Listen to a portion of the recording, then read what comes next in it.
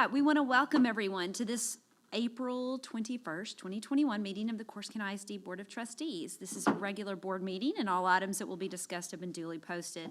While this is a meeting in the public, it is not a meeting of the public. The board's role is to set goals, approve personnel and budgets, and make policy and oversight. We are not here to manage or solve individual problems. Management is the responsibility of the superintendent. As a board, we believe that we must educate every child, provide every child the greatest opportunity to learn, maintain a safe and secure environment mentally, physically, emotionally, and academically, and these are our core values. All right, the first item on our agenda is the Pledge of Allegiance. I pledge allegiance to the flag of the United States of America and to the republic for which it stands, one nation, under God, indivisible, with liberty and justice for all. Honor the Texas flag. I pledge allegiance to thee, Texas, one state, under God, one and indivisible. All right, Father Ed, will you lead us in the invocation? Let us pray. Heavenly Father, we thank you for this day, for the many blessings that we have received. We thank you for the opportunity to gather together for the benefit of this school district.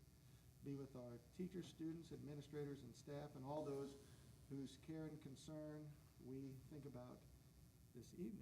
Help us to make wise decisions and give us strength to always do what is right. In Jesus' name we pray. Amen. Amen. All right, Meryl, do we have any audience for guests? Okay. The next item on our agenda is the superintendent's report.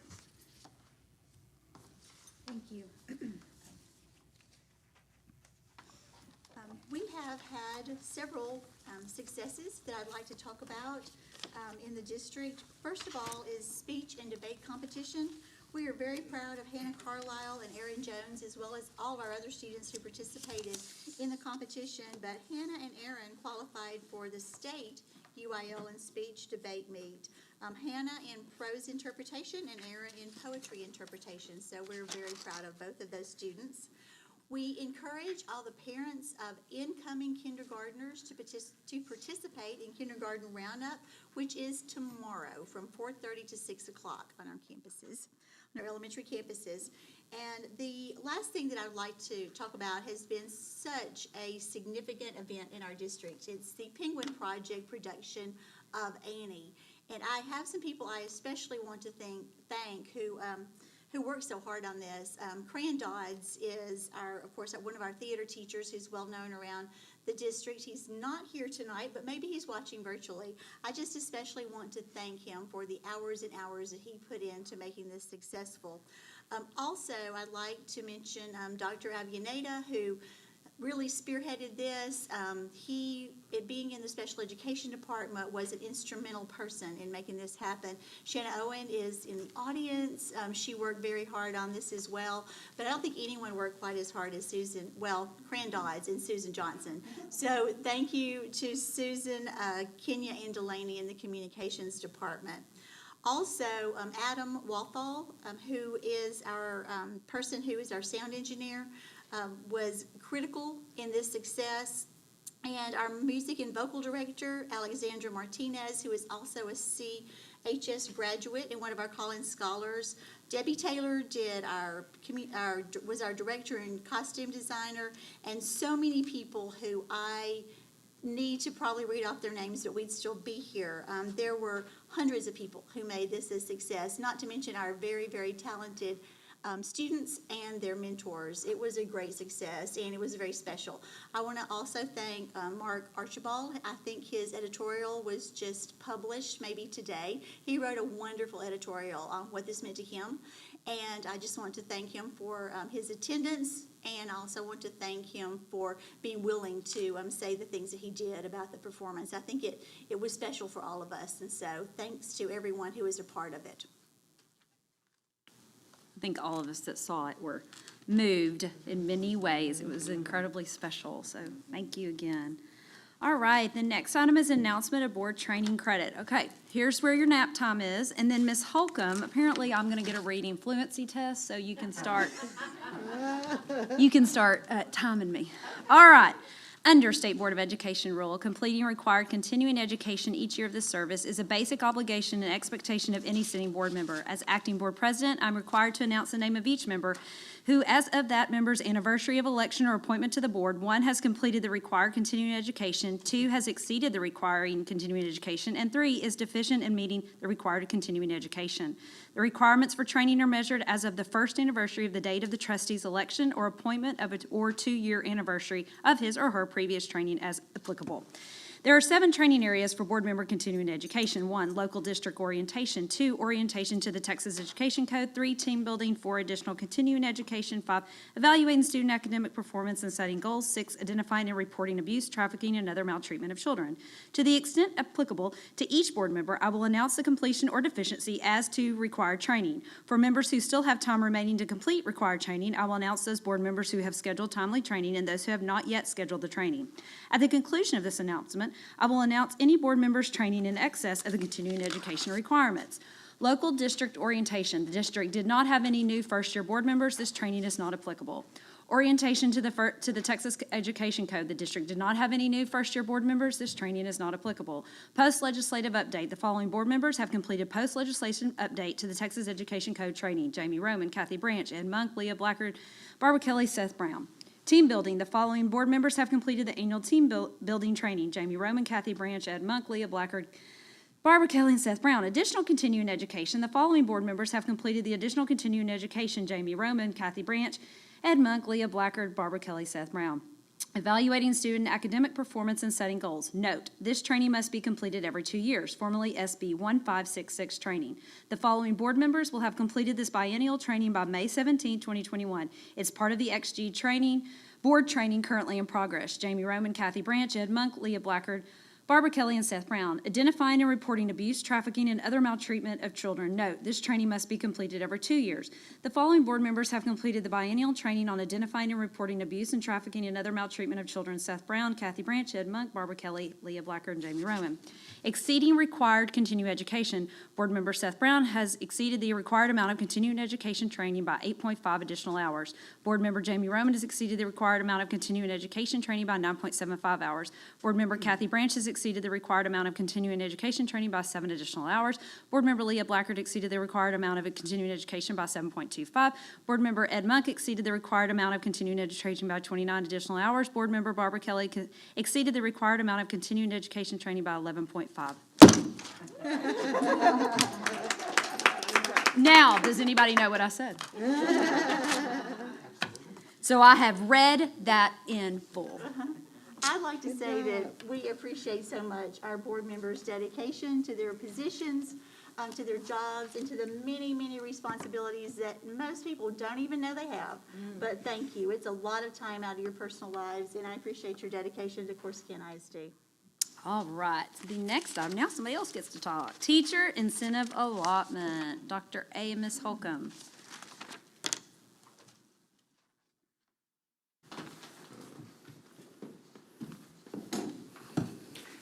Good evening, Ms. Blackard, Dr. Frost, distinguished members of our board. I come before you this afternoon to provide an overview of the teacher incentive allotment.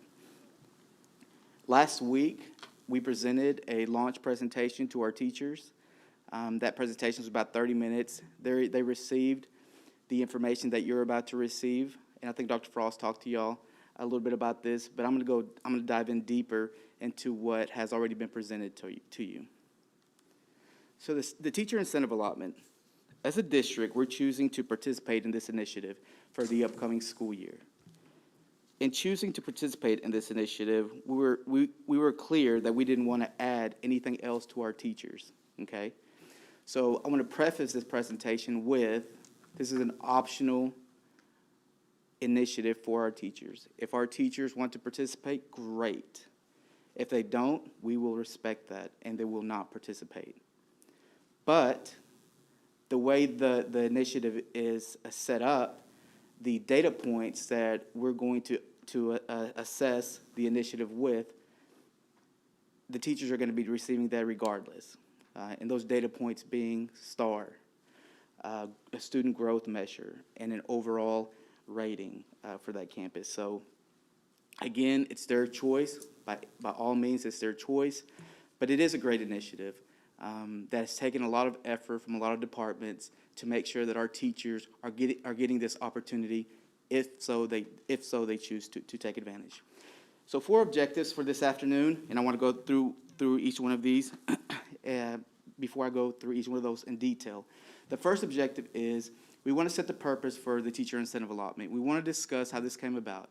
We want to discuss what made us, as the Corsicana Independent School District, choose to participate in this, and therefore allow our teachers to choose if they want to participate in this. A lot of research-based practices there. Anytime we take on an initiative, it's not subjective, it's not our opinion, it's not what we think might help. It's based on the research practices that have been completed and that have served well other districts that may serve us well. Then we're going to introduce the teacher incentive allotment. What specifics are in the teacher incentive allotment, and how do they apply to the students of the district, to the staff of the district, and to us? The third objective, we're going to learn what it takes to be recommended for a designation. What does a teacher in the Corsicana Independent School District have to do, have to accomplish to earn a designation under this initiative? And the fourth objective, the fourth and final objective, is we're going to try to build an understanding of how we're going to gain those funds from the state and how we have chosen as a district in the application to spend those funds. The teacher incentive allotment will provide us as a district a strategic evaluation system. That's really important for us as a district because it will provide an opportunity to fairly and accurately grade our teachers, the progress of our students, and the overall campus rating of our campuses. Once we collect this data, it'll serve many purposes.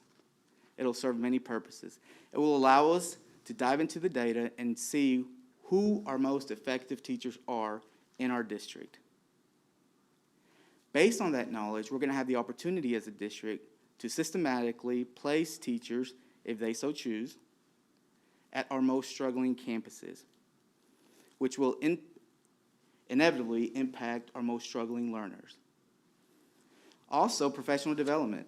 When we gather the data and we learn where we're lacking in regards to instruction, then we will use that information to provide the professional development and tackle the direct professional development that is our area or areas of weakness to impact student achievement and impact teacher growth, instructional growth.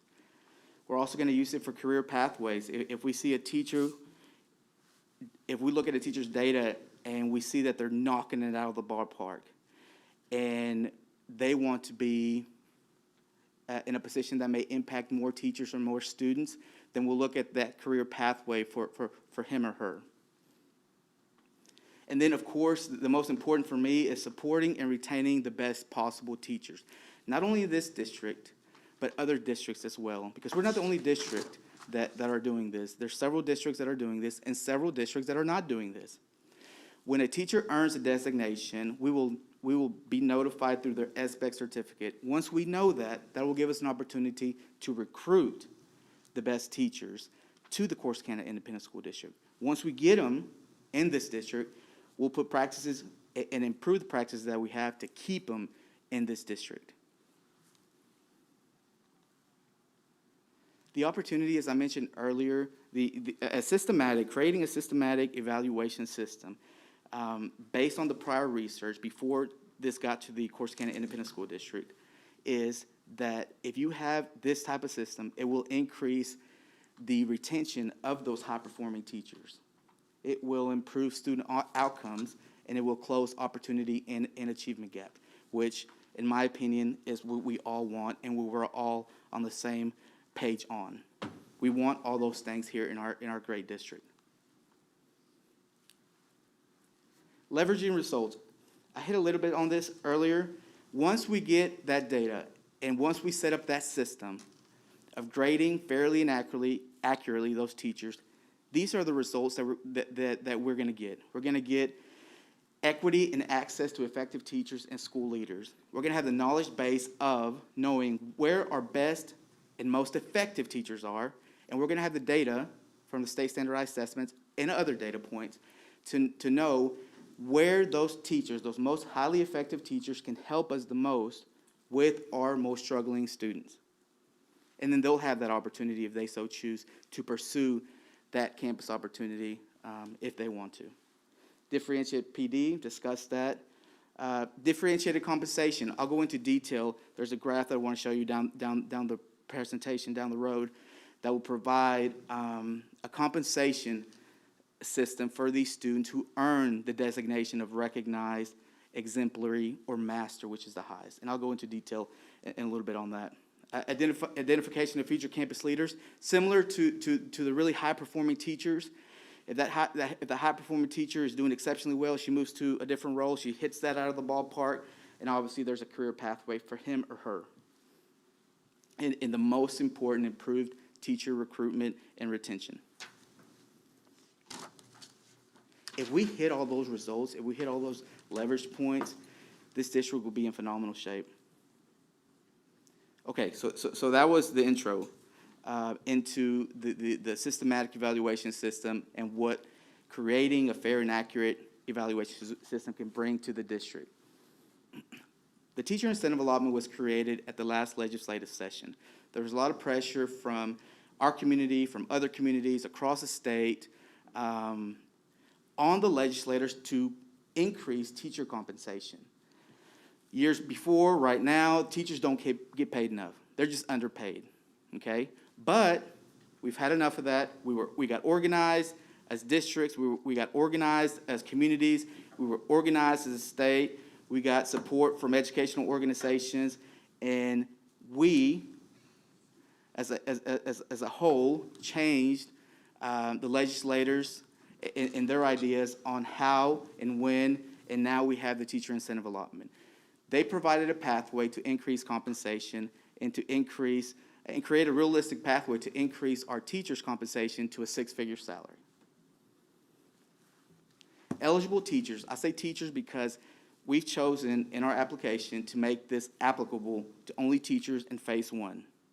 Okay, there's different phases, but right now what we've applied for is phase 1, teachers, classroom teachers, reading and math, K through 12. They're going to be designated as recognized, exemplary, or master based on teacher observation ratings and student performance. Teacher observation ratings, T-tests, and student performance. If and when they earn this designation, it's valid for 5 years.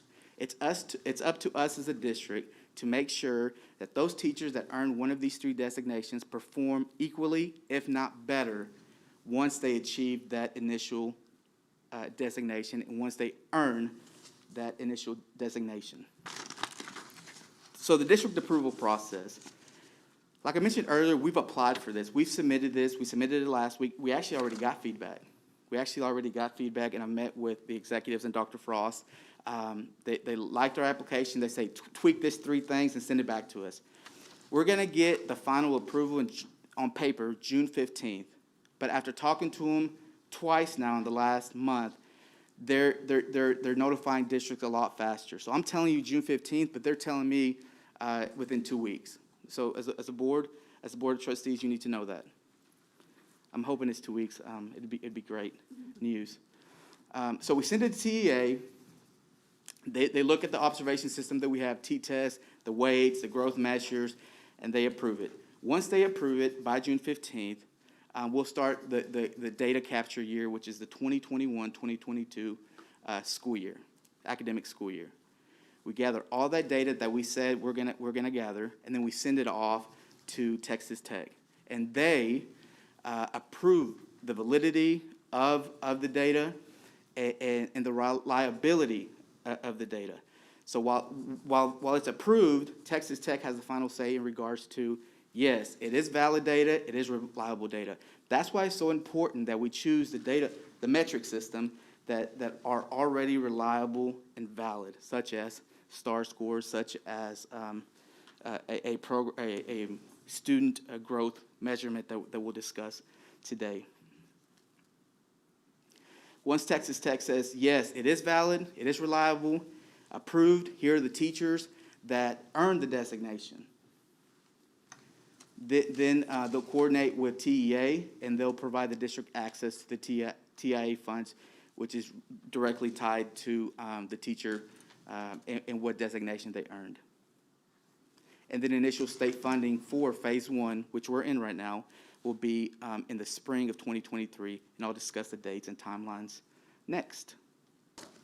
So we submitted the intent to apply for this initiative after much conversations with our superintendent, the district TIA committee, and the board subcommittee. We decided to go forward with it. Like I mentioned, the upcoming academic school year is our data capture year. We'll send our submissions, data capture submissions to We'll send the application in the spring 2021, which we already did. That's our application. The system submission is to TEA. We've already sent that in. They provided feedback, and we send it back. And then the Texas Tech, like I mentioned, it's going to be, we're going to send all that information, all those data points to them fall 2022, which makes sense, because at fall 2022, we'll have the STAR data, we'll have the overall campus rating, we'll have the T-test, we'll have the culmination data of that 2021-2022 academic school year.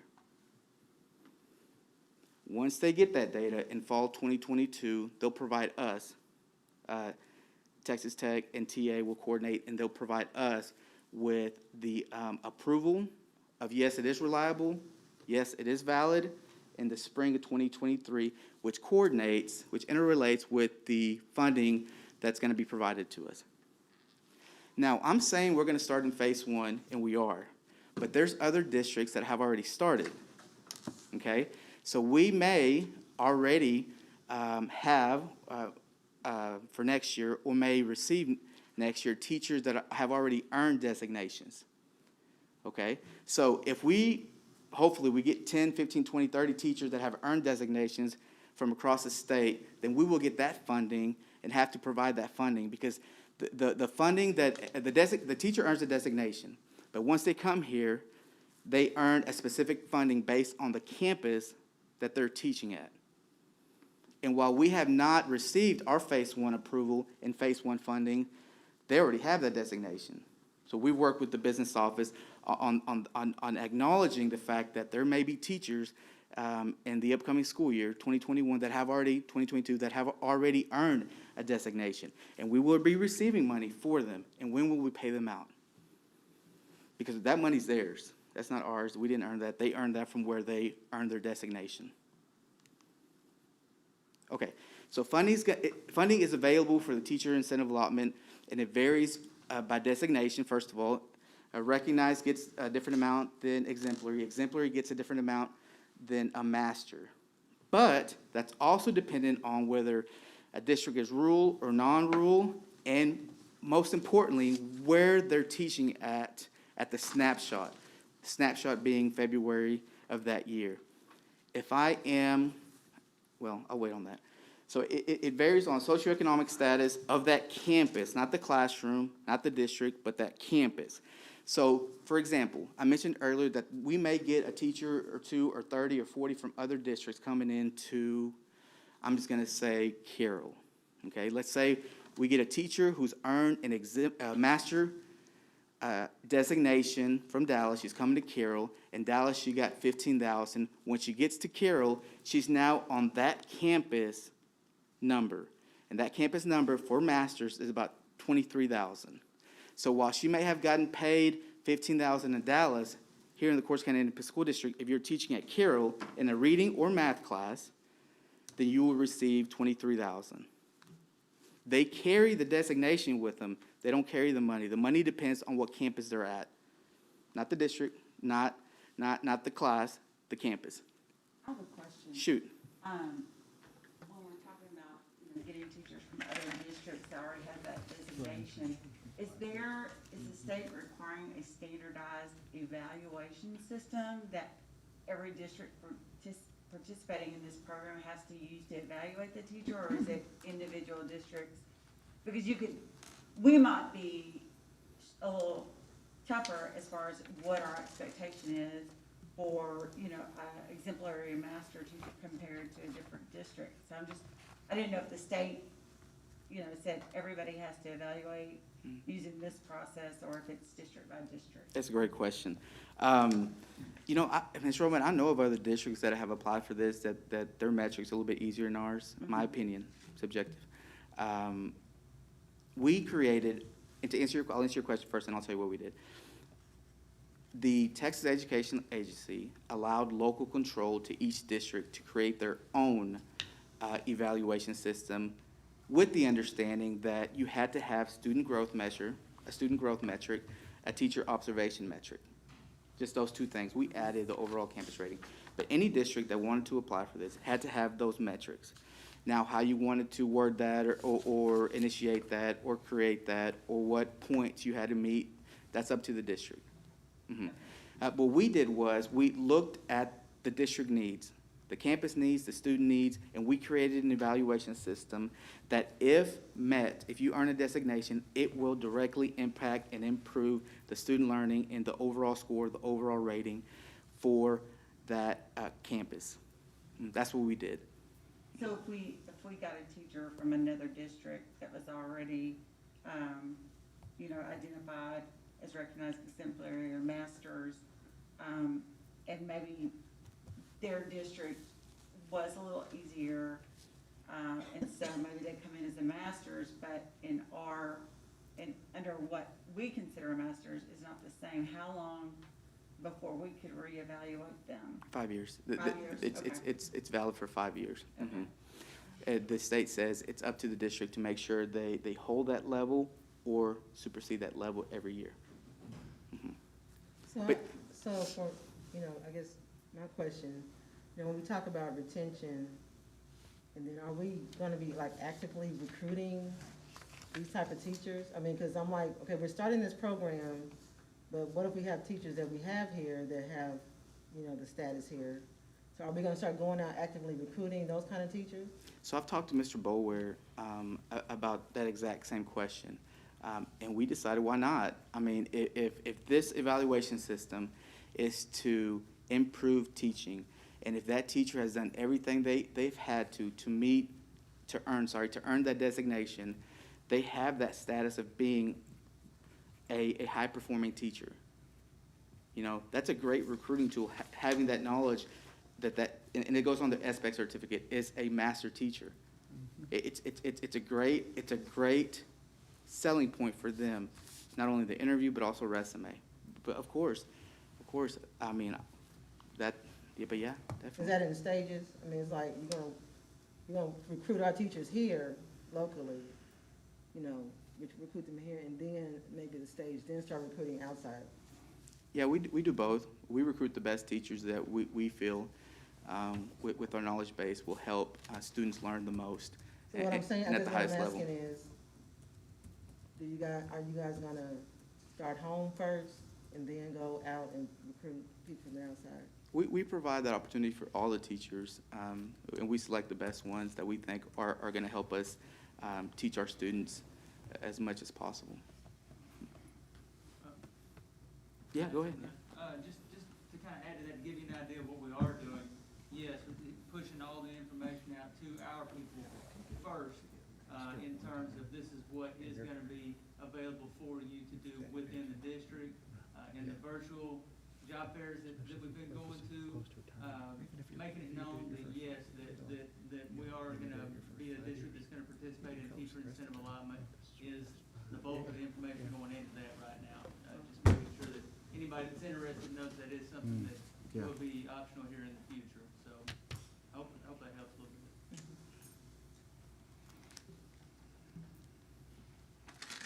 So as I mentioned on this slide, there's a funding formula, and that funding formula is dependent on rural, non-rural, which, believe it or not, we're non-rural, and then the socioeconomic status for that campus.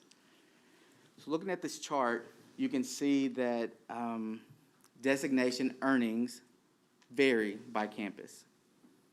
If I was a teacher at Carroll and I had earned a designation of master, then I would be receiving close to $23,000. if I was at Fannin, if I chose to, as a master teacher, relocate to Fannin or stay at Fannin, maybe I'm there already, I earned it there and I want to stay there, then that would be $17,000, and so forth and so on. But like I mentioned earlier, the data points, we're going to receive the data points, and it's up to the teacher. Being transparent, it's up to the teacher. We don't want to add anything new. We're very clear on that. But if we're going to receive the same data for everybody, and you're doing exceptionally well, why would you not? You know, you know, I'll give them that one individual that maybe says, no, I don't want to do it, and then she has great data. I'll probably meet with them before the submission again and say, hey, I know you didn't want to present, but you're missing out on this much, and I'm hoping they come to their senses. But obviously, I've said this, and I'll say it's their choice. So our designation system, as I mentioned earlier, we started phase 1 with teachers, reading and math teachers. We could have chosen to do all teachers across the district, all 400 plus. But we decided to take in to adopt a phase-in approach. We looked at all the teachers. We felt that it would be a great opportunity for us to provide this to all of our teachers. And by phase 3, all of our teachers are going to have this opportunity if they so choose. When I presented to the teachers, I presented a email that I said, if you have any questions, please reach out. I've had about 11, and out of those 11, 8 have questioned why we didn't start with all of them. And after I explained, they understood. And out of those 8, 6 of them were my teachers that were sped. So they wanted to know why I left them out, but I didn't leave them out. We started them on a different phase. And after I explained that, they understood, and they were thankful for that opportunity later on in phase 3 for them. Has to be coded as an 87 in the PEAM system. So phase 1, reading and math, K-12. Data collection years, the upcoming school year, reading and math. Okay, so when I said I took all the teachers, we took all the teachers into account, we did. We want to adopt this initiative for all the teachers. This upcoming school year, it's going to be the data capture year for reading and math only at all schools. The following year, 2022, 2023, it's going to be the core content areas. We're going to add social studies and science. In phase 3, we're going to add everybody.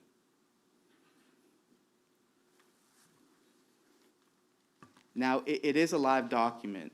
So when we start adding these elective teachers and these teachers that provide inclusion services to our students or services to our students who have qualified as life skills, the metrics is still going to be student growth. We're still going to observe the teachers' effectiveness in the T-test, but we're going to have to tweak some of the student growth measures based on the individual needs of those students receiving specific services. We have to be very understanding of that and be willing to tweak those student growth measures for individual groups.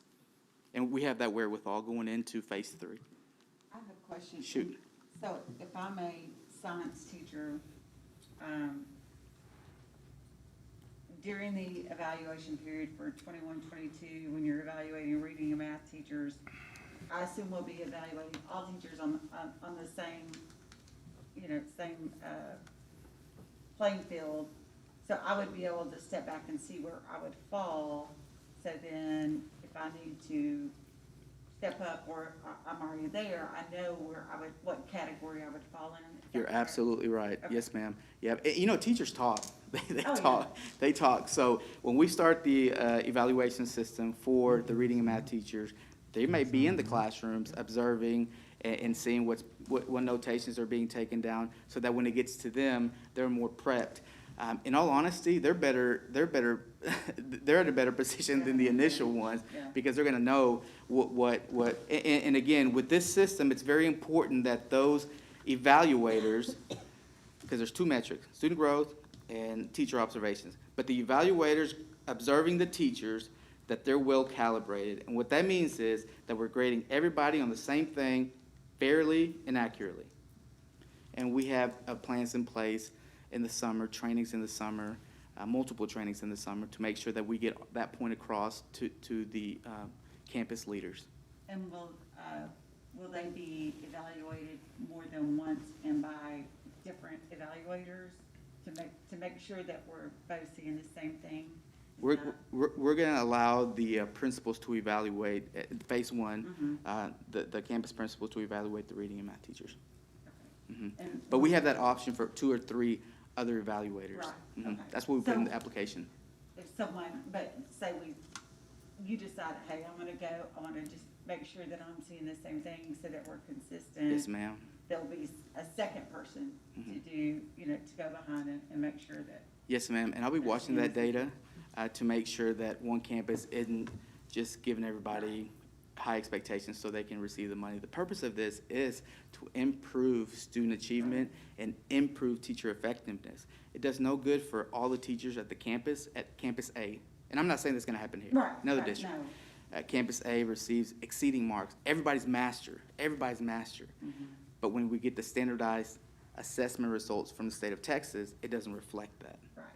Then there's that misalignment. That's what we want to stay away from. We wanna be, we wanna be fair and consistent across our Yes. district, because if, like you said, you have one campus evaluating people differently than another campus, that's gonna create a lot of issues. Absolutely, within our absolutely. district, so. Not only within the district, I have to explain to the Texas Education Agency, who's given us all this money for these mastery teachers that met mastery, why the student achievement results metrics don't match with the state standard, We're Right. giving you all this money to Right. improve student achievement, but, something's awry. So that's gonna be a hard explanation that I want to stay away from, that I want to eliminate. Right. Not only that, but this summer, the principals have to go through some training, significant hours of training to check that inter-rater reliability, and watching videos of lessons and that sort of thing, scoring them all, checking principal to principal, and then, we've already downloaded data from our campuses to look at where the evaluations are. So that's something that we have to continue to look at. It's just a part of that form, and we have to, and we put that in. We didn't do this, I don't know how many pages that application was, but we didn't put that whole application in here, but that's a part of the application, is how you're gonna do that. And if you're not doing that to their standards, then they get back with you and say, look, you're not doing this the way it's supposed to be done, you have to do it a different way or at a higher level. So honestly, I don't think that's gonna be a bit fun, this summer when we're doing that calibration, but it's just a part of it. Yes, ma'am. Okay, Kim Holcomb is gonna go over the measures and weights that we'll use in the district. And then I'll pick it back up after this slide. Thank you, Dr. A. So yes, and continuing with the conversation, our teachers are fully evaluated every single year using our T-test measure, which is one of the valid, reliable measures that the TEA obviously recommends. In addition to the full observation, they also do multiple walkthroughs during the school year, fall and spring semester. So there's multiple measures within that to kind of answer your question, Ms. Roman. And yes, there's multiple appraisers as well as multiple types of evaluations. So it's a really great point. It will, in the weighting that we're going to use for teacher eligibility, that T-test observation, which is going to be pulled from 2 domains, Domain 2 and Domain 3, and that's part of the TIA regulations, those will be compared to the state standards, and that is going to weight 30% of the overall composite score. The other part of that, as Dr. A mentioned, is the student growth measure, which is a requirement for the teacher incentive allotment. The student growth measure, will weight 60%, and that will be a combination of STAR progress measures, which are given to us by the state, as well as a screener called MAP. You're going to hear a brief presentation on that this evening. Ms. Raquel Hammonds is here joining us from NWEA MAP, and she'll explain that further. It is a valid and reliable measure that is also recommended and renowned. Many districts are using it, and they also use it for teacher incentive allotment. And then the final piece of that is going to be the 10% that's going to correlate to the campus's overall rating that we receive from TEA that correlates then to the overall campus achievement. So it's not just we're looking at from one measure with a teacher, but it's the whole team effort as well. I want to talk just a brief moment about the 60% because that will be a little different depending on the teacher groups. Kindergarten through 3rd grade teachers will not have a STAR growth measure because they're either not in a STAR grade level or 3rd grade doesn't have the growth measure yet. So theirs would be weighted 60% on their MAP screener and their growth in that particular classroom on student achievement. But then the upper grades, fourth grade through eighth grade reading, fourth grade through eighth grade math, theirs would receive a STAR progress measure. So they would receive 40% of that weighting from their STAR progress measure, 20% would come from the MAP screener. In English 1, they will also not receive a growth measure, so that will be 60% weighted to MAP. But then English 2 and Algebra 1 will fall under that STAR weighting of 40% and 20%. So I just wanted to be clear about that. There are some grade levels that do not have the STAR growth measure, and in those circumstances, all of that student growth will be weighted to the MAP screening. Okay. What happens, a couple of questions. What happens on a campus that, or maybe even a classroom that's student growth? I mean, you know, we've got some grades at Sam Houston, for instance, that are pretty high already. So how would you see the growth there? I mean, if they're already 98, 99, how would you value that out? It's a great question.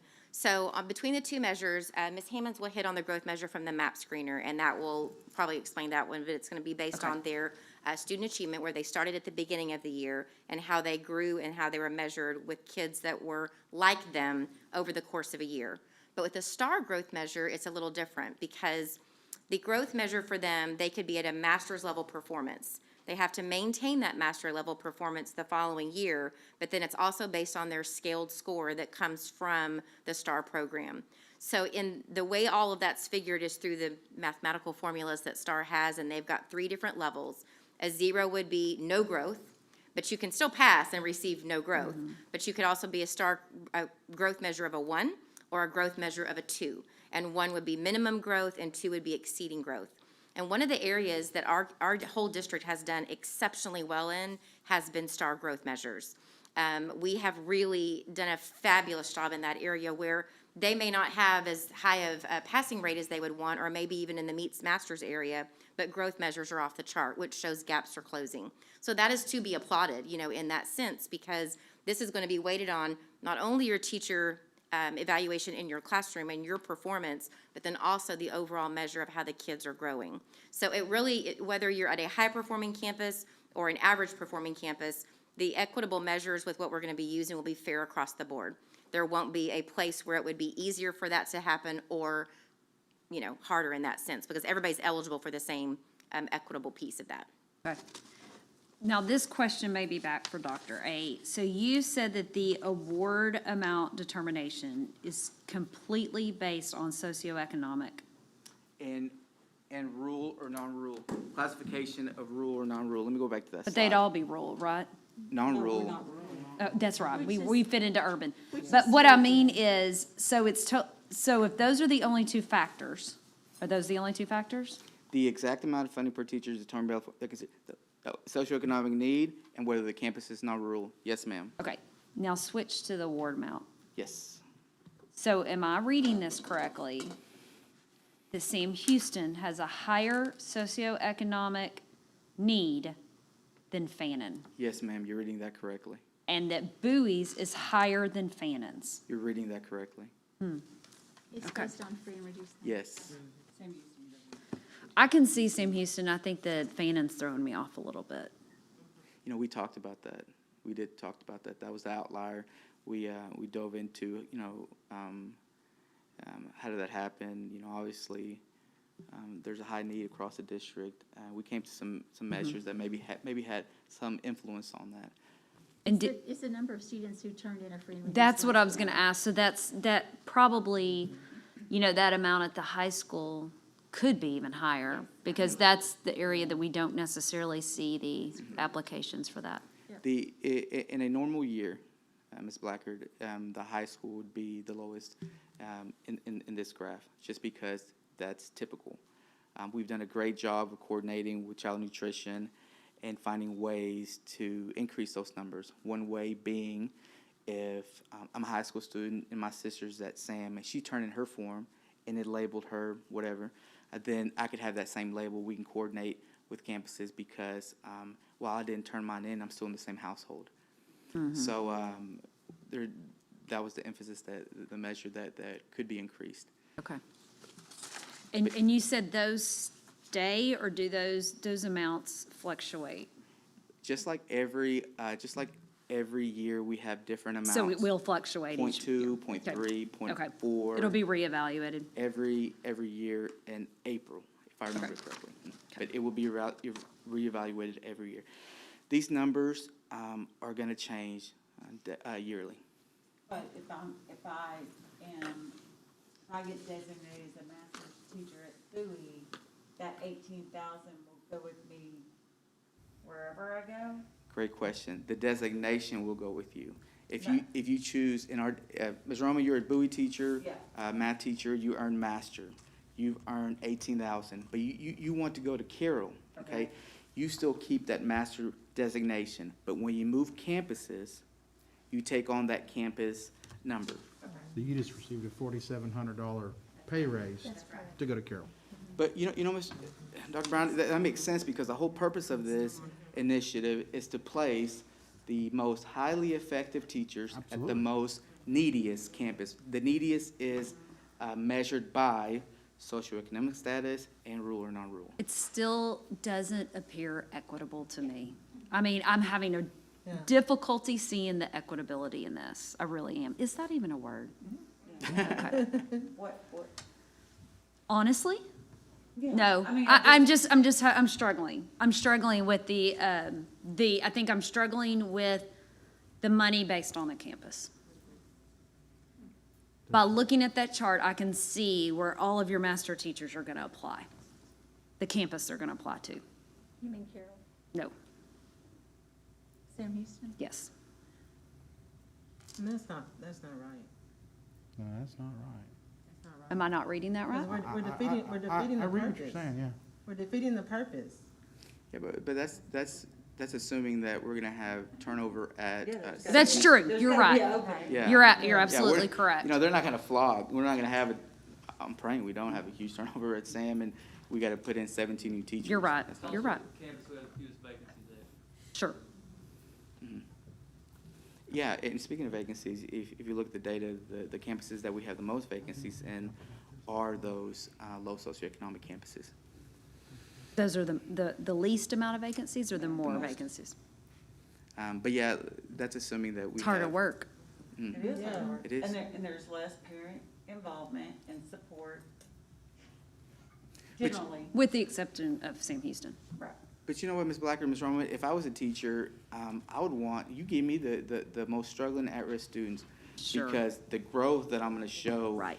And the Wish they earning all that I'm gonna, the designation that I'm gonna earn is gonna be masters. Give me the most struggling, let me put it into play, and let me earn masters. Well, and also, let's be honest, as a district, we look at that all the time, and we put conditions in place at Carroll specifically, such as lower class sizes, to help those teachers be successful. We try to manipulate as much of the situation for the teachers as we can, so that they have the optimal opportunity to be successful and to cause growth with the students. And that's one of the main reasons why we focused on student growth, because we know that a large majority of our students don't come to school ready to learn, but they grow incrementally when they have face-to-face instruction with an effective teacher.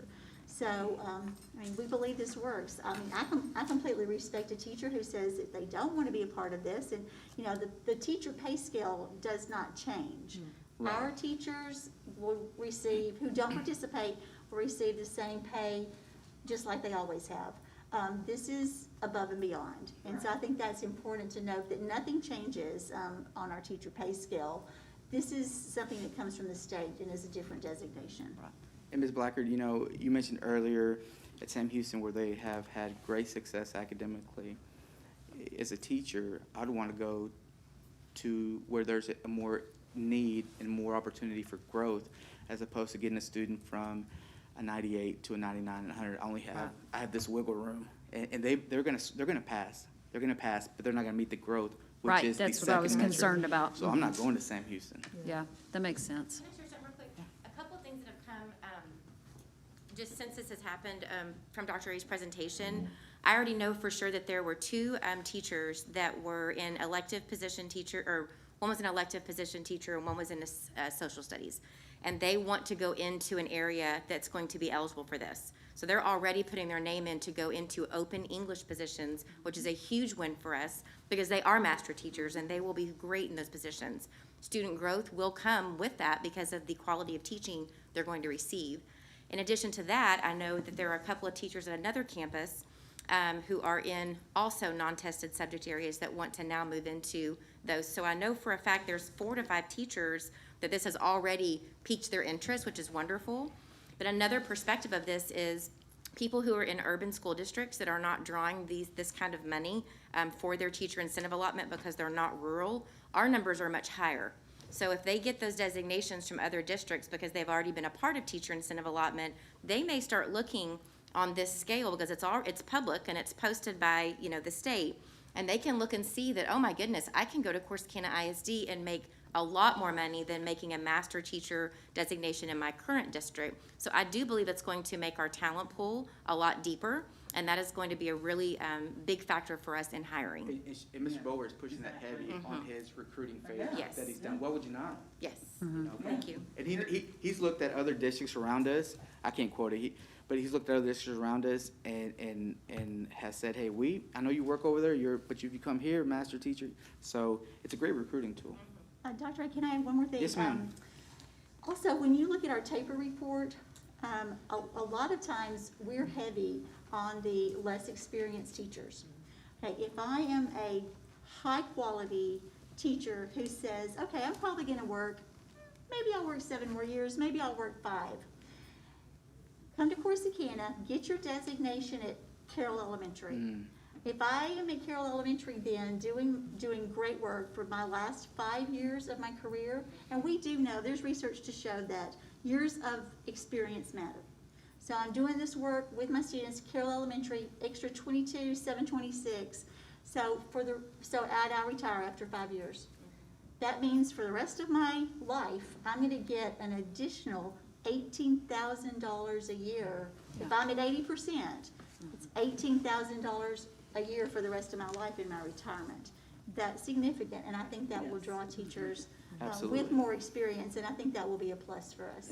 So what Dr. Frost and I did before we even decided to go forward with this, we called the representatives, we called to make sure this is state funded.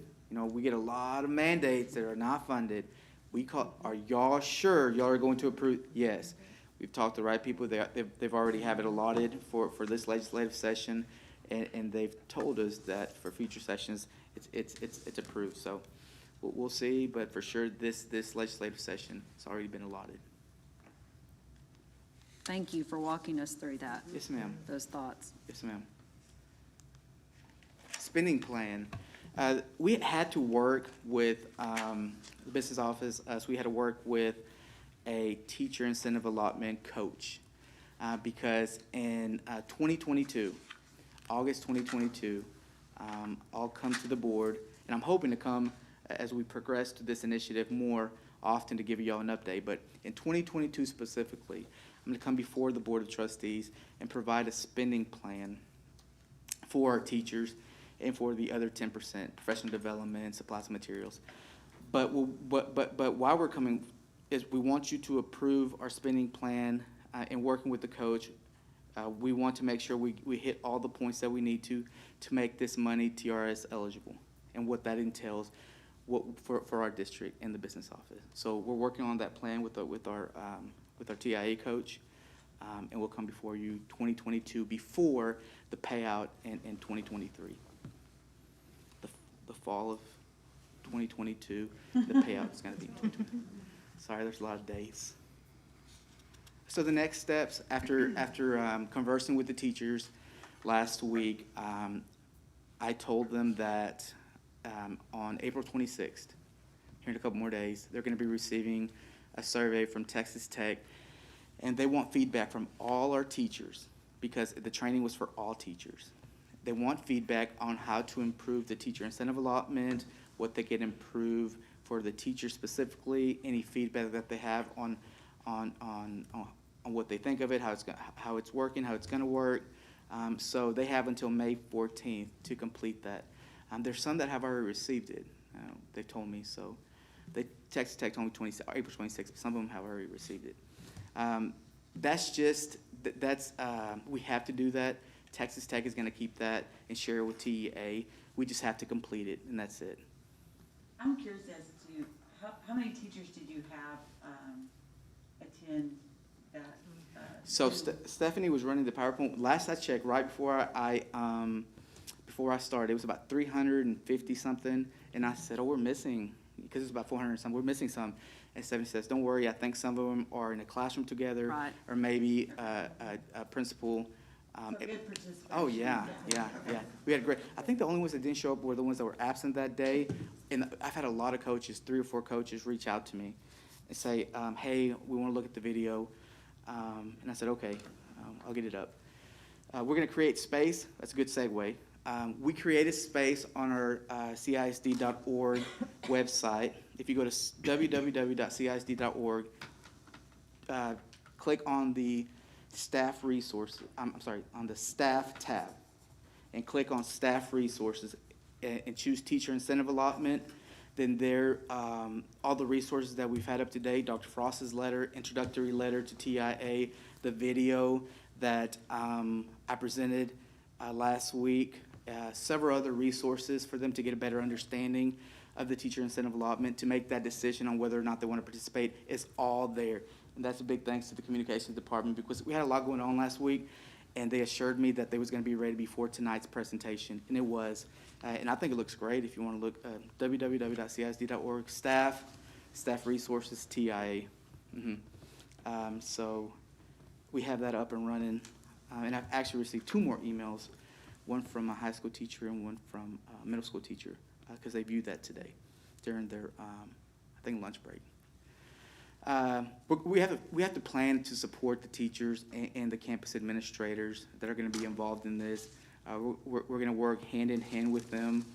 I want the teachers to know, and I reiterated the point I reiterated tonight, this is not something new. This is not something added. This is not something added to their plate. It's not. If you don't want to participate, keep doing what you're doing. Keep being great. But if you want to participate, then you need to be well aware and knowledgeable about the initiative. So we have a lot of PD trainings for teachers, administrators, us, the executives. Dr. Frost will join us. So we've already discussed all that to make sure this is successful. And then I'm going to be providing regular TIA campus updates. I provided an update today to all the principals, and all the principals forwarded it to the update to their teachers. So the first update was this week. I'm trying to do that maybe every 2 or 3 weeks to kind of let them know what the new resource is, if there's any new resources, or the steps and the whole process. Data capture year. So questions, comments, concerns. We have an email that we created that the teachers can send any questions. That goes to Dr. Frost and I. We communicate. We provide the clear and concise communication. We have a resource webpage, and they can also call. I had a couple teachers call. We want to make sure we're transparent and we're providing that opportunity, if they so choose, for them to reach out and feel comfortable enough to reach out with any or all questions that they have. And while I've only had close to 12 teachers, those 12 teachers have had more than one question. The next update will probably be a long FAQ document. TA has one, then some other districts have one. I'll coordinate with what teachers have asked me, which questions have been more prevalent. I'll put them all 3 together, and then I'll send an update here in 2 or 3 weeks. New resource, FAQ, here it is. Any questions, comments, or concerns? Yeah. Oh, yes. When is the sign-up period? Like, when can the teachers, they sign up now, number 1, and when does it end? When does that? So we're waiting to hear back from the TEA to see if the application that we submitted last week, and they gave it back to us, and we resubmitted again this week. We're waiting till that is fully approved from them. That date that they've given is June 15th, for us to have a solid answer as to, yes, great application, move forward with it, start discussing who wants to get involved or who doesn't. Now, They've also stated that they're trying to make a quick turnaround for the districts in cohort D. We're in cohort D, in 2 weeks. So we're waiting on them to make the next move, the next step for the teachers. There's a lot going on right now.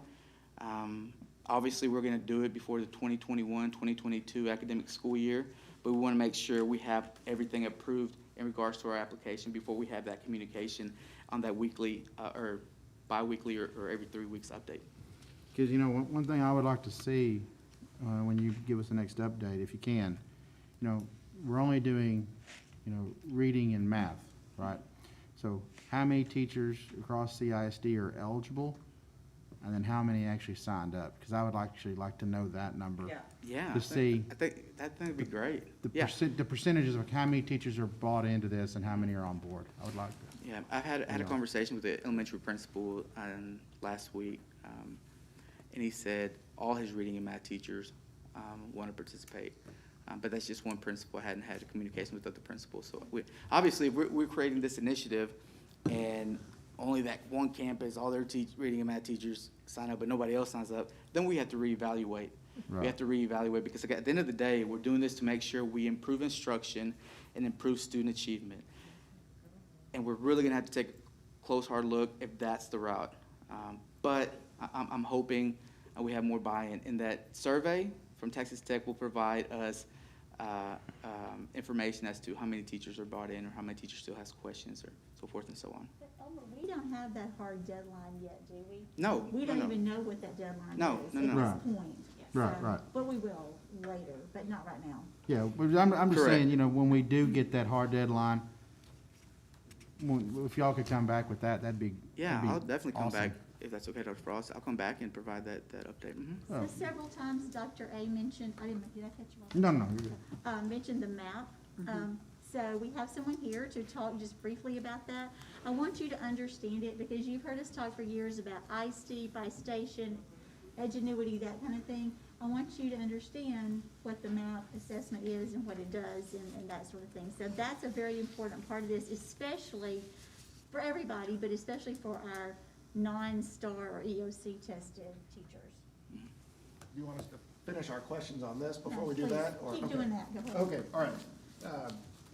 Mr. A, or Dr. A, excuse me, you talked some at the beginning about using this as a recruiting tool. And when Dr. Frost explained it to us last week, and she was telling us about the standards that we're using. And so I'm a little concerned, given our standards, that this could be used against us as well. That other districts that are getting higher allotments around us and in other areas are going to have less stringent requirements than the ones that we're adopting. And so it becomes a very tempting thing to say, come over here. Yeah. So how are we taking that into account? We've talked about that. But we didn't move from our goal. Our goal was to improve instruction and to improve teacher instruction and to improve student achievement. Well, we came to the conclusion of, if a teacher is moving for that reason, then we don't want that teacher here. If a teacher is moving because of monies and not really dedicated to the work that we're doing here, maybe that's not what's gonna move. That's the counterintuitive part, right? Because the state is throwing money at teachers to stay in the classroom. So if you begin to say, we're gonna shun teachers that want to go for more money, even though they're good teachers, then we can't do both, right? Because then we put ourselves in a paradox. So I'll say another and angle. so- If our measures, our metrics are stringent enough that we believe it's gonna improve teacher effectiveness and it's gonna improve student achievement. If we hold to those standards and the other campuses don't have as stringent standards to do those two things, then they're not gonna see the same results that we're gonna see. So that's another angle that we also discussed and took, you know? If the other districts are making it easier to receive this money, then so be it. That's their choice. But they're not gonna see the results that we're gonna see, and we're not gonna stray away from our purpose just because it's easier in another district. That's a great district answer, right? But that still doesn't solve the problem of the individual employee who says, I can capture more money here. We can never I mean, been here long enough to know that people leave for money, right? So we can never fault them for that. So I think we gotta look hard to make sure we're putting ourselves on level footing. Because there's districts in Dallas that are getting a lot more money than we are, right? And they're probably gonna have easier, I mean, they're urban and everything else, but they're poor. They're gonna have, and, you know. I think it's also important to point Yeah. out, Father Monk, that we're cohort D. Cohort A, B, and C have already started, have already received these funds, are paying these funds, and we haven't seen Yeah. the assumption there. We haven't seen teachers running and gunning to other Well, 'cause districts. you haven't introduced it to them yet, right? So I mean, now you're bringing the. No, they know. the Other- thinking into the, I bet if the first question on that survey was, do you know what the other district's requirements are? No, we have the survey, it's not that. Right, it's not gonna be on there. So my other question is, tell me, I would love to know your answer about why you didn't, what you told the teachers about why you didn't include special ed in this first go-around. I mentioned it earlier. We have to, Sorry, I didn't hear you answer that. that's all right, I'll reiterate it. Yeah, So, having spent my entire career in SPED, I know that a student receiving SPED services is just that. One student receiving SPED services. They vary. They vary on their individualization. They vary on their individual education plans. They vary in their goals and objectives. When you start trying to measure their growth with that understanding, you have to have a long time to put the right metric into place to make it equitable for those students with individual education plans, individual goals and objectives, and create a plan that is best suited for those students. When you have that huge of a task, you need time. so I mean, what metric will you use then? I mean, we're talking 2 years, you got 2 years under your flow chart. What metric will you use to make sure that special ed teachers are fairly included in this, if this is such a long-term process? We're worried about phase one right now. We're rolling that out with reading and math. We have those metrics in place.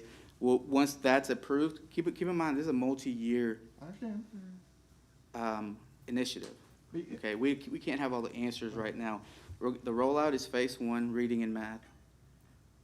I Once understand. we get that application approved, we'll move forward Yep. with phase two and ultimately phase three, which our great special ed teachers fall under. I understand that's the presentation, but I still haven't really heard an answer as to why they weren't included in the first. I mean, why aren't inclusion teachers that teach reading and math considered reading and math teachers? Their students are gonna be STAR tested, they're gonna be MAP tested. Why aren't they included in your first group? I mean, I think it says, to me, if I was a special ed teacher, it would say a whole lot to me about the value of my work.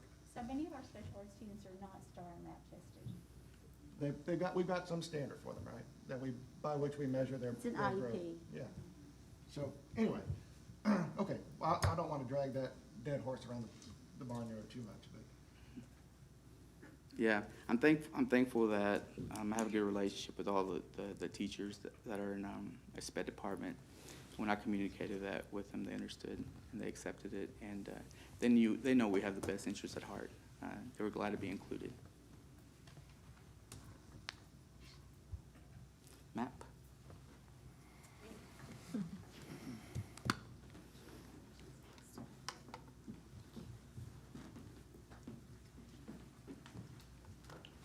Is this one yours?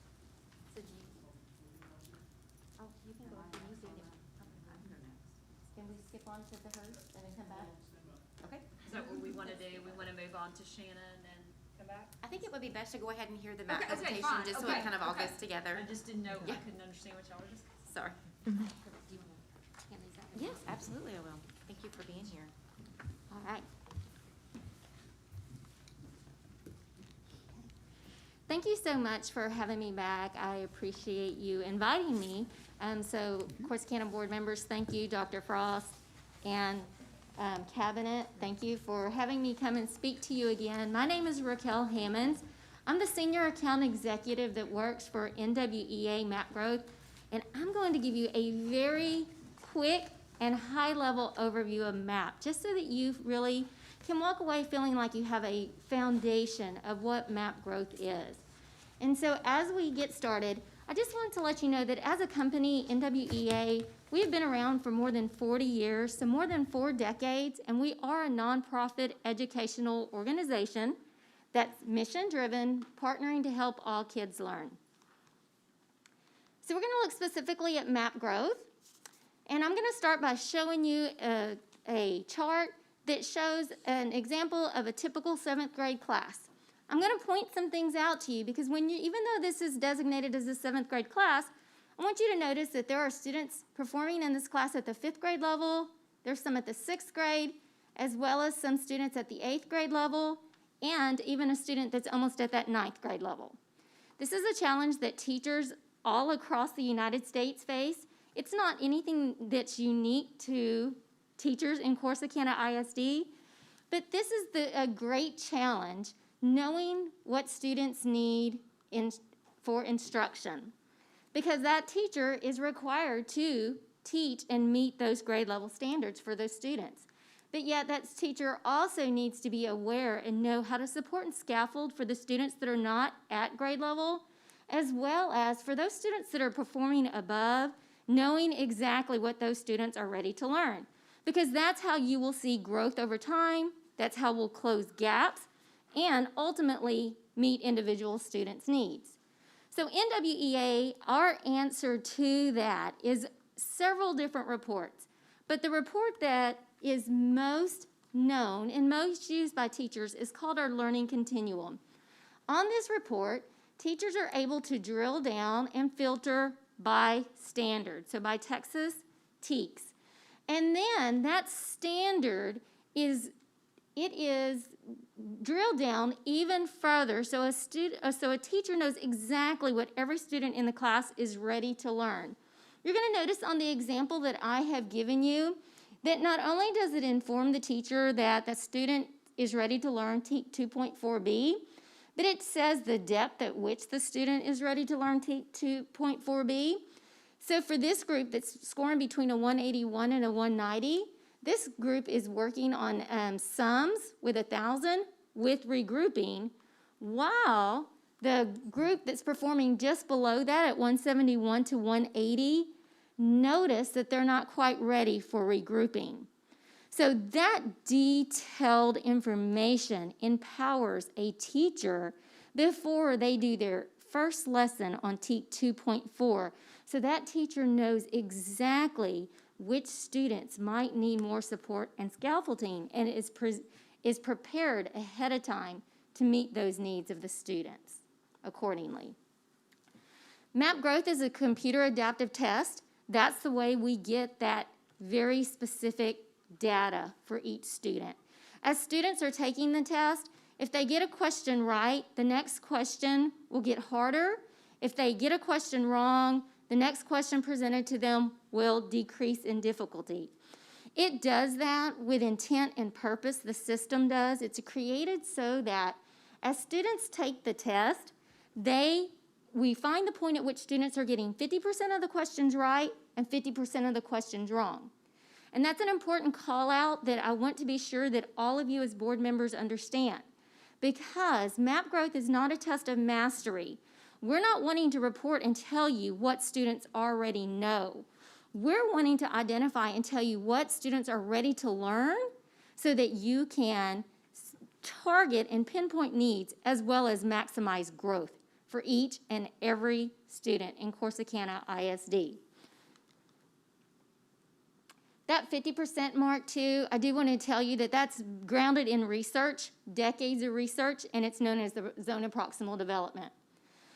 The way that you're going to be able to use MAP as a growth measure for the teacher incentive allotment or just in general as a growth measure is because of the RIT scale and the RIT system that we have.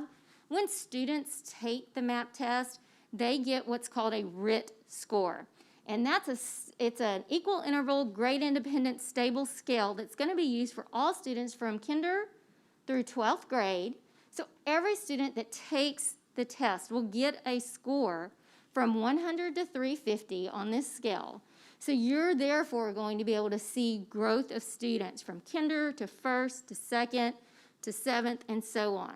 you're going to be able to measure that academic growth of the students. Because we're wanting you to know what students are ready to learn and be able to measure that growth, we've taken into account engagement for students, because we know that on some campuses you will have what I like to call those happy clickers that just want to finish the test. And if we're tying teacher incentive allotment or just in general student growth and informing instruction, if we're making critical decisions like that with the data, we want to be sure that it's accurate. So our system actually has in place, it's targeted so that if a student has 3 consecutive rapid guesses, that student is going to be notified and asked not to rush, to slow down. But in addition to that, the proctor that's giving the test is going to be informed with the number of rapid guesses that student has, and that proctor is going to be given the ability to intervene with that student to determine if the environment is good to continue testing at that time or not. All right. So MAP growth does cover several different subject areas. It's available in English and Spanish, as well as some course-specific high school, typically, subjects. As far as the assessment goes, we have more than 50,000 items in the test pool. It's not a typical ABCD test. You're going to find lots of tech-enhanced items embedded within the test, and you're going to see that that depth of knowledge really is going to be at that 2 and 3 level. So this is not just an easy ABC test. In addition, we take into account supports that might be needed, not only for your SPED students, your 504 students, your ELL students, but really for all students. You're going to find things like optional text-to-speech, highlighters, screen placement, and readers, things that you would expect that would aid students in their understanding and their learning.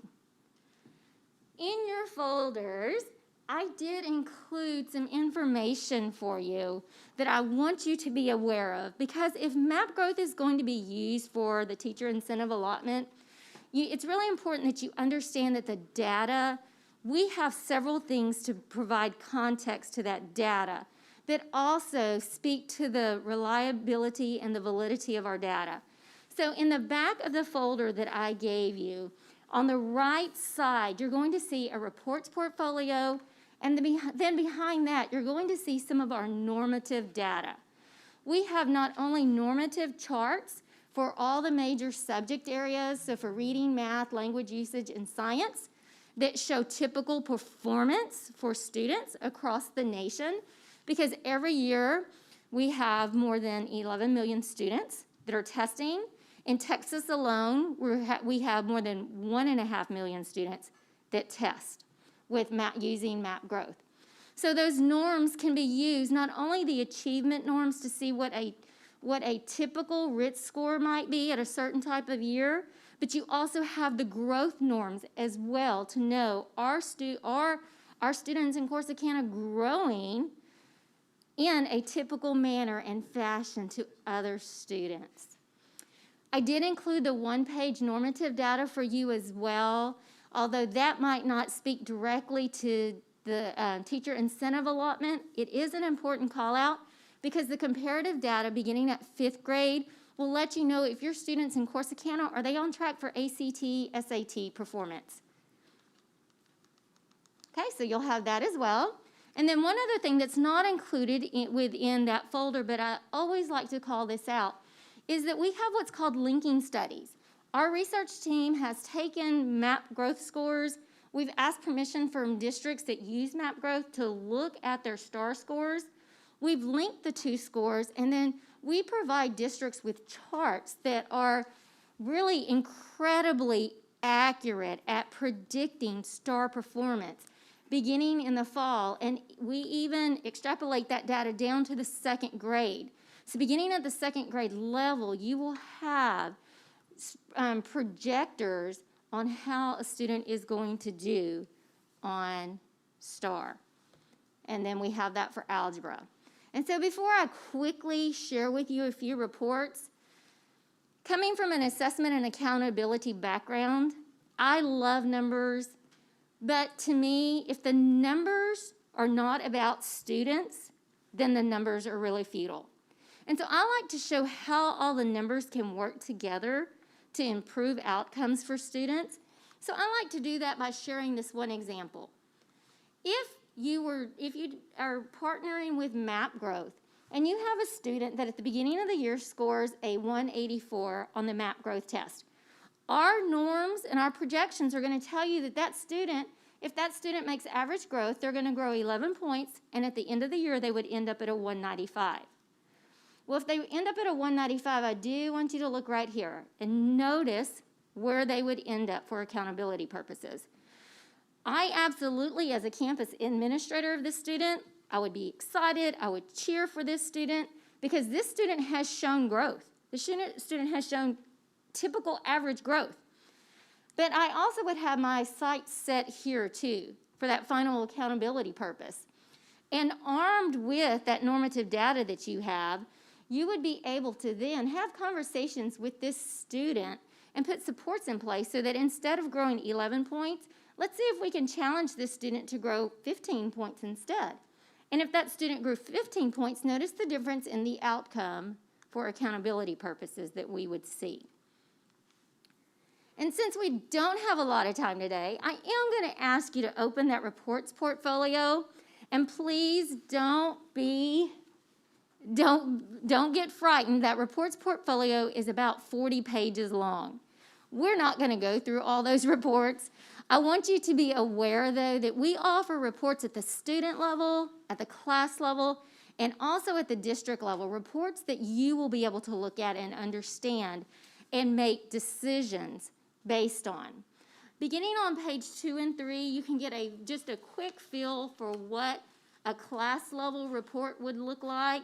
It's going to give general information. On page 3, it gets very specific. And then when you turn to page 4 and 5, I wanted you to see that you then have a report that breaks down students, and it shows teachers students that are academically similar so they can group those students together in their learning. In addition, as a board and as a district, you're going to have reports that are targeted to you as well. I believe this report is on page 28, and I would ask you to turn to it. It's the Projected Proficiency Summary Report. Just like the students in the campus will get projections for ACT, SAT, and for STAR, you also will get that level of information at the campus level and the overall district level at each grade level. And you'll know beginning in that fall, after that fall administration, what percentage of your students are falling into the different STAR buckets. And you can see it's a very easy report to read. It has the pie chart for you so that you can very quickly at a glance see how Corsicana is doing and how they're projected to do. But what I really want to focus on is those growth reports. So if you will turn to page 15, you're going to see a representation of a growth report that could be used by classrooms and by teachers, by administrators. The growth report that you get and that you see on page 15, that's our Achievement and Status Growth Summary Report. It's the quadrant chart. Notice it's very visual. There's not a lot of numbers on this chart because what it does is break down students in 4 different buckets. You can see if they're high achieving, high performance, or high achieving, low growth, or high achieving, or low growth, high achieving. So it gives you the 4 different categories.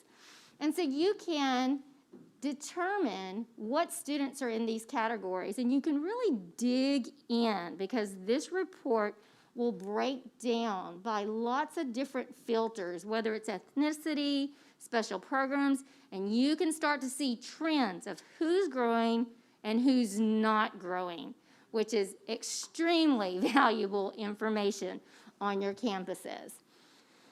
All of the numbers that give you this chart are actually found if you back up to page 13 and 14. So for those of you that like the numbers like I do, on page 13, you're going to find that you get growth projections.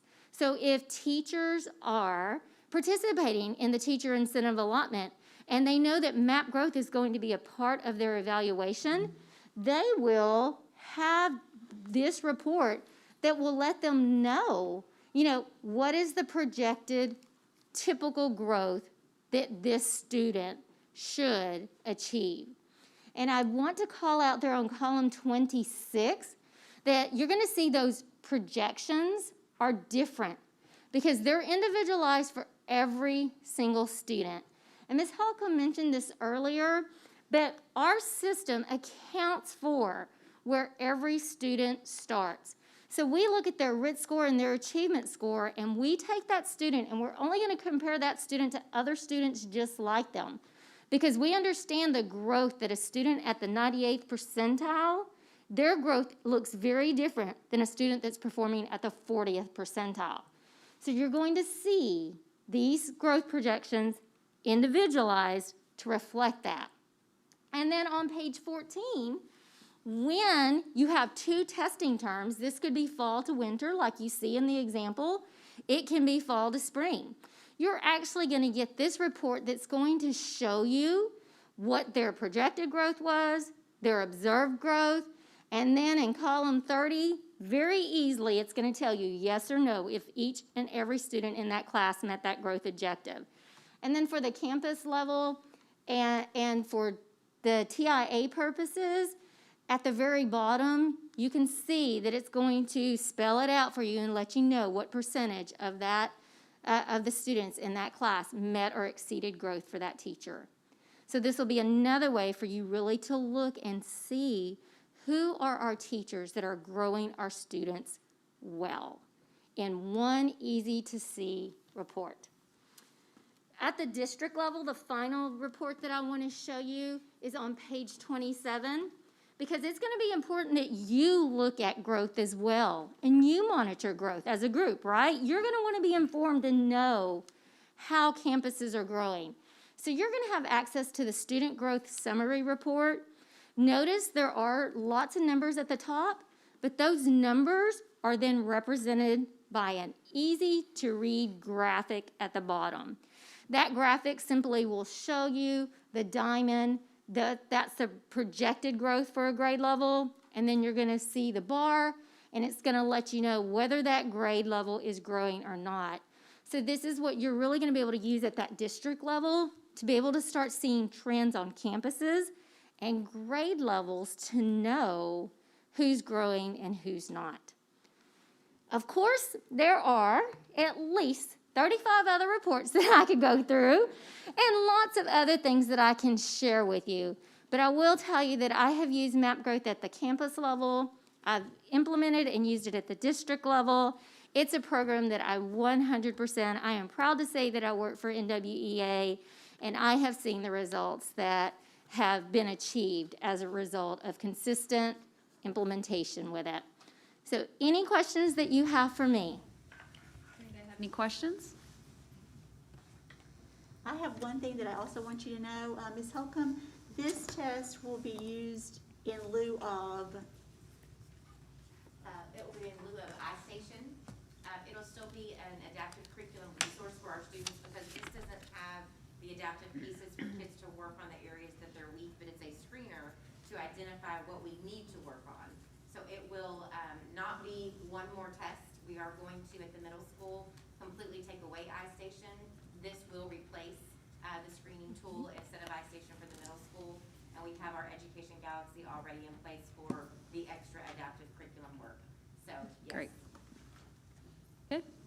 Thank you so much. We appreciate it. All right, thank you for having me this evening. Thank you. All right, the next item on our agenda is the University of North Texas Partnership, Ms. Owen, and I have to say, go Mean Green.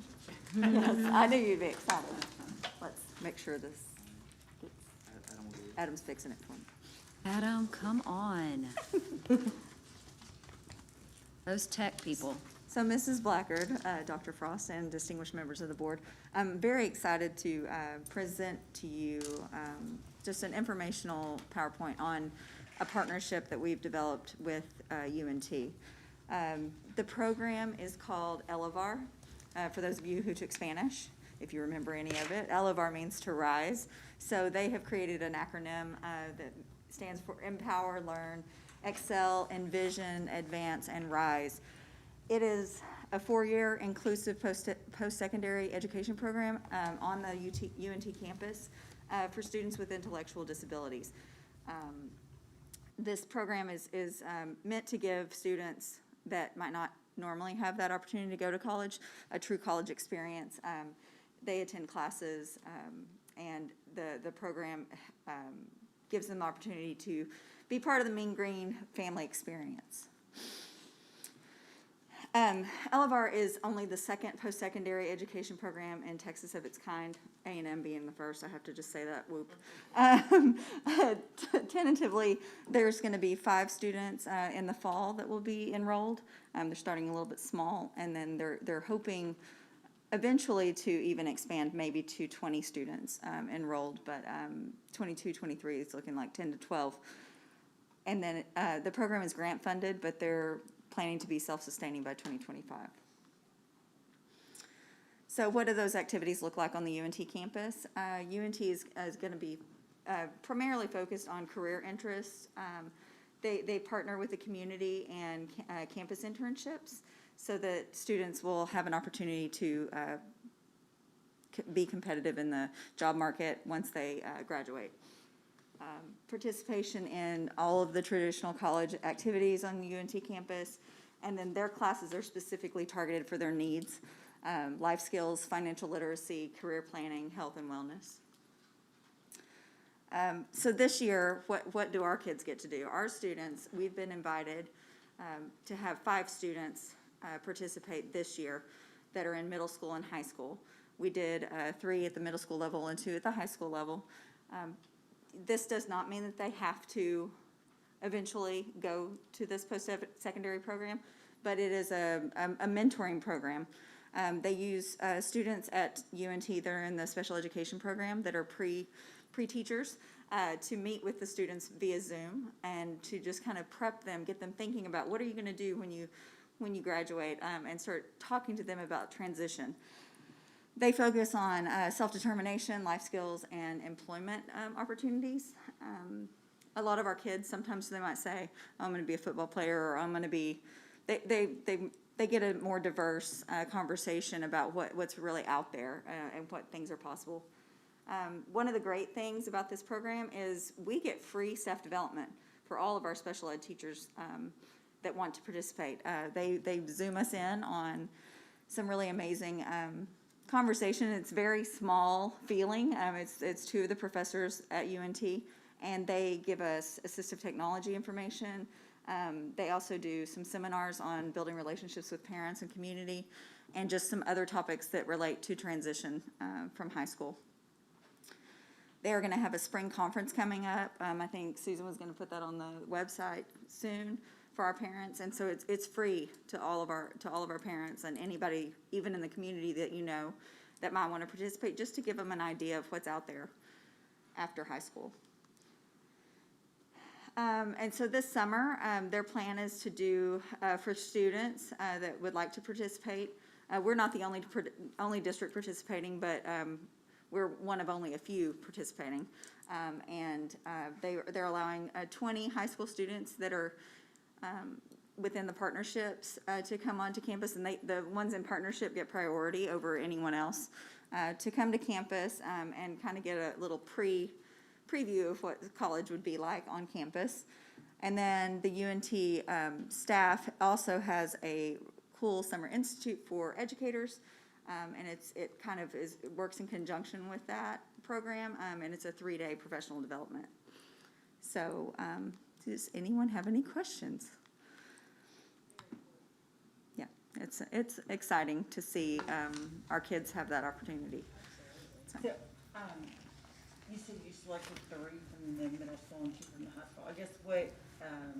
I guess, how did you identify those students? We had conversations with the teachers and the diagnosticians on the campus and since they know the kids better than we do, which kids, A, would qualify and be someone that would fit into this category, and B, somebody that parents would, be accepting and willing to let them participate in the program and that would benefit from the program moving forward, looking into the next few years, especially for those middle school students. So. All right. Thank you. Does anybody have any questions? Good. Thank you, Shanna. We appreciate it. All right, the next one is the 21-22 allotment and TEAC certification. Ms. Holcomb? Yes, good evening. Very quickly, I have an annual 21-22 allotment and TEAC certification that we do every year. You will notice the form looks a little bit different than in years past. It used to have a lot of boxes, and we would check the content areas and the grade levels. That we have the materials that we use to cover 100% of the TEACs. This year, what you'll notice on the pages, the first 3 pages, they have broken it up by content area and by grade. And what you'll see listed, I'm not going to go through and read each and every one of those, but you will see what resource we use to teach 100% of the TEACs in those covered areas. So it will start with math. It'll run through all grades K through 5. It'll then go on to reading language arts. It'll go, excuse me, I said K through 5, K through 12. The reading language arts is also K through 12 is stated exactly what we have and we use to cover 100% of the TEACs. In addition, it goes into our science, and then finally through to social studies. You will notice common to all of those is the TEACs resource system, which is the district's curriculum. The resources that we use are the curriculum resources to cover the TEACs and teach it in the classroom. The one thing I do want to bring your attention to on the very last page is a little bit different than what we've had in the past. There are 2 questions that we had to respond with. The first one is, what is our approach to covering 100% of those standards? We are a TEACs resource system district, but the pacing and the scope and sequence is really up to districts on, do you follow the TEACs resource system pacing, or are you following the pacing that is within the adoption, or do you follow your own, curriculum pacing?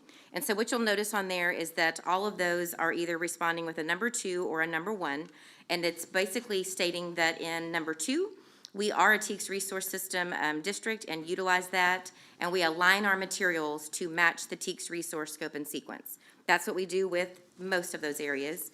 Our new adoptions with reading, we're still using TEACs resource system, but we do follow the pacing of the adoption. And that was out of a request from our teachers who did feel like that juggling 2 different pacing calendars were a little challenging. And by following the adoption in the order that it was listed, it was still covering our TEACs the way that we needed to, but it had a lot more ease and use on the side of the teachers. And so that was something that we did that was a change and is noted with number 1. The last question is, what is our implementation approach in the school district with the instructional materials listed above? And in all content areas, math, reading, science, and social studies, all of our school leaders are required to implement the district's approach. And that is the standard that we've had across the district for several years.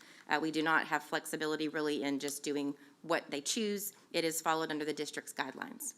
So this year, there's not a form to sign. I think you remember in the years past there was a place to sign. You will have to approve this evening, and then we will, I'll have to go into TEA's website and do some, it's like a live document that I'll have to verify that it was board approved, and we'll go from there and then adopt our new materials for pre-K for next year. Are there any questions? It is an action item.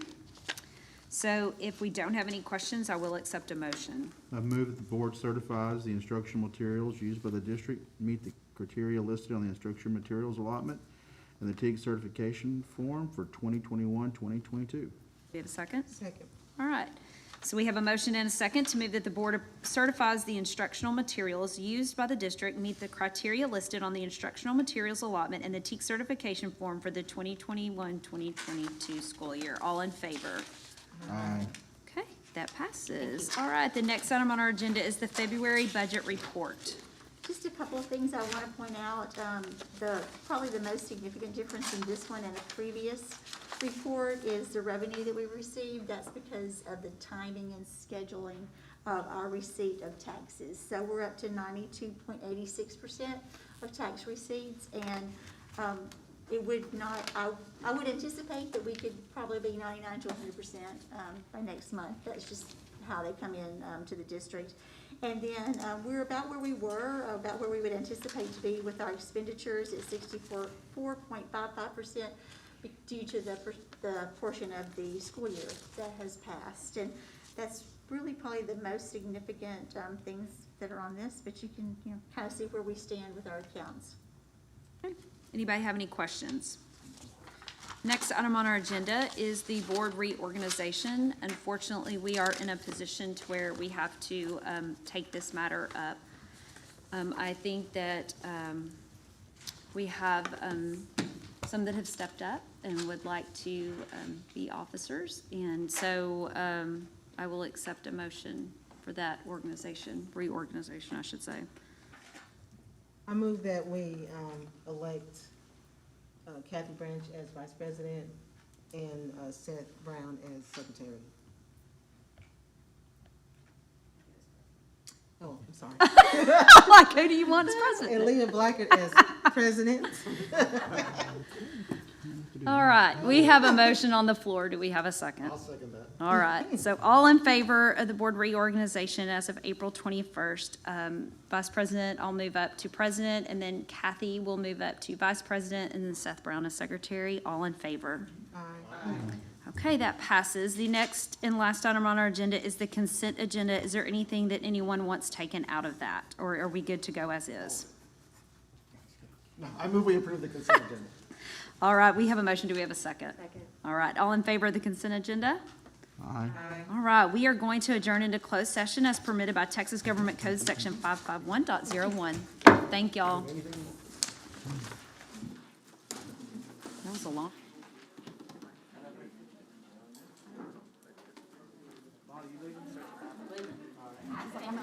Good job, thank you. Good job, sorry to switch that around. No, it's fine. Thank you. I think it made more sense. Okay.